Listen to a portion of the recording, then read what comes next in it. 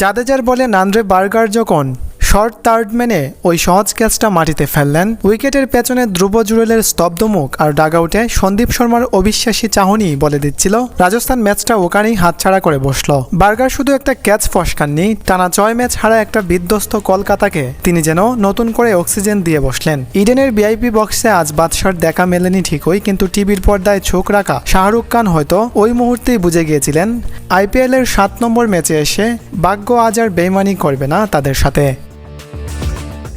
ওই ক্যাচ ড্রপের পেছনের সমীকরণটা কিন্তু বেশ ভারী। টানা 6টা ম্যাচে হারের পর কেকেআরের ডাগআউটের দিকে তাকালে মনে হচ্ছিল যেন কোনো ক্লান্ত সেনা দল। ইডেনের ওই মারাত্মক স্লো আর গ্রিপ করা পিছে 156 রানের টার্গেটটাও তখন পাহাড়ের মতো লাগছিল। পাওয়ার প্লেতেই 3 উইকেট হাওয়া। রবম্যান পাওয়েল আর রমনদীপ সিং যখন ফিরে গেলেন, স্কোরবোর্ড বলছে 5 উইকেটে 84। সবাই দরেই নিয়েছিল কলকাতার কফিনে শেষ পেরেকটা টোকা হয়ে গেছে।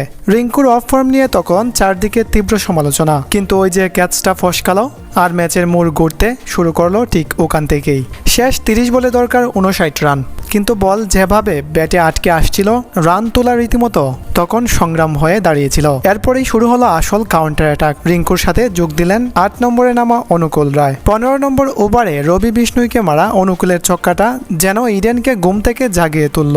রাজস্থানের ফিল্ডারদের শরীরে বাসা বদলাতে শুরু করলো। রিয়ান পরাগ বারবার হতাশায় মাথায় হাত দিচ্ছিলেন। 18 নম্বর ওভারে জোফরা আর্চারের মতো পেসারের 149 কিলোমিটার গতির ওই ইয়ার্কারগুলো থমকে যাচ্ছিল এই জুটির কনফিডেন্সের সামনে। আর্চারকে পুল করে রিঙ্কুর বাউন্ডারি আর অনুকূলের শর্ট আর্ম লফটেড ছক্কা রাজস্থানের হাত থেকে ম্যাচের রাশ একেবারে কেড়ে নিচ্ছিল। শেষ 12 বলে দরকার 21 রান। শেষ ওভার ব্রজেশ শর্মার হাতে বল, শেষ 6 বলে দরকার 9 রান। অভিষেক নায়ার আর শেন ওয়াটসন স্থির দৃষ্টিতে থাকিয়ে প্রথম বলেই শর্ট ফাইন লেগের পাশ দিয়ে রিঙ্কুর বাউন্ডারি, পরের বলে এক্সট্রা কভারের উপর দিয়ে আরও একটা 4।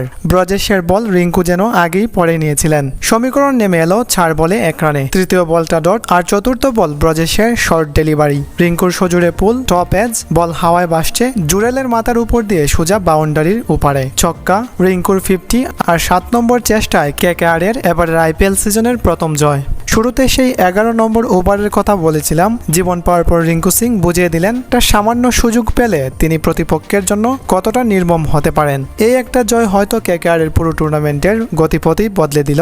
আপনার কি মনে হয় বার্গারের ওই ক্যাচ ড্রপটাই কি রাজস্থানের হারের নাকি রিঙ্কু অনুকূলের পার্টনারশিপ?